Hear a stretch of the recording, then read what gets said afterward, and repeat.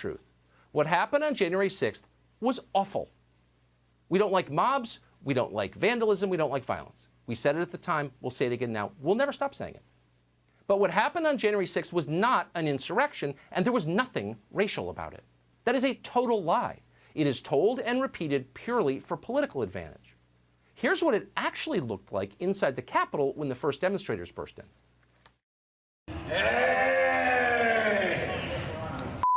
Hey, man.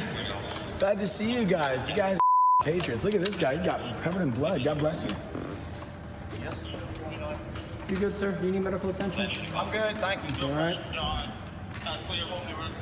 I got shot in the face. Where are they? I got shot in the face with some kind of plastic bullet. Any chance I could get you guys to leave the Senate wing?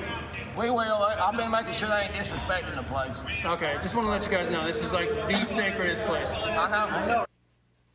Just chatting with the cop on the House floor. The guy in the Viking hat, Chewbacca man, you've seen him before, is a real-life person. His name is Jacob Chansley. Chansley is sitting in jail tonight. He's being held without bail. Bail was denied on Friday. The judge who ordered him to rot in jail presented no evidence that Chansley was violent or a threat to anyone. Nevertheless, the judge concluded, quote, this is an insurrection, and Jacob Chansley was, quote, a symbol of what occurred. He now faces 25 years or more in prison if convicted. You just saw the crime. The real crime, though, was being a symbol of insurrection. No matter what happens, Jacob Chansley will almost certainly do more time in prison than countless murderers, rapists, and armed robbers. Actual criminals aren't a problem for the Democratic Party. In fact, they're an important constituency, and it shows. Since Memorial Day, about 90% of the people arrested for gun crime in New York City, for example, have been released back onto the streets free to do it again. Gun crime, really? From the party that is against gun crime, right? Gun crime, gun violence. Yeah, 90% released. Because unlike Jacob Chansley, they are not symbols of insurrection. And you know who else is not a symbol of insurrection? These people.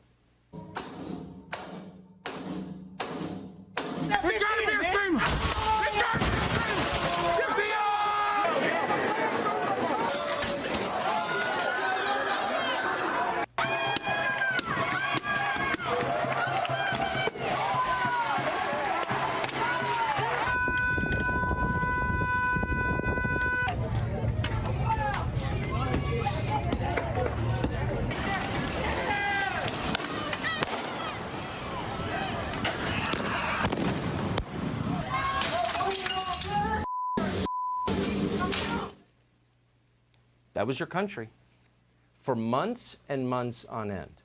Now they're pretending none of that ever happened, but it did happen. Mobs of politicized thugs, virtually every one of whom supported the violent overthrow of the elected president and said so loudly at every opportunity and spray painted on buildings, went on to torch and loot and vandalize major American cities. In the city of Minneapolis, Minnesota alone, BLM and Antifa rioters burned or destroyed more than 700 buildings. How many innocent people did they kill? We've counted more than 24 nationwide, not including the many hundreds murdered by criminals who were sprung from lockup in the name of George Floyd. We don't know the full death toll. We'll probably never know. Nobody's keeping track. There's no political advantage in tallying the people that your side kills. But it's not a problem, they tell us, because none of that was an insurrection, not even symbolically. So how long will this cycle go on? If you're hoping America will revert to normal on Wednesday afternoon after Joe Biden is sworn in as president, you are an optimist. You probably assume the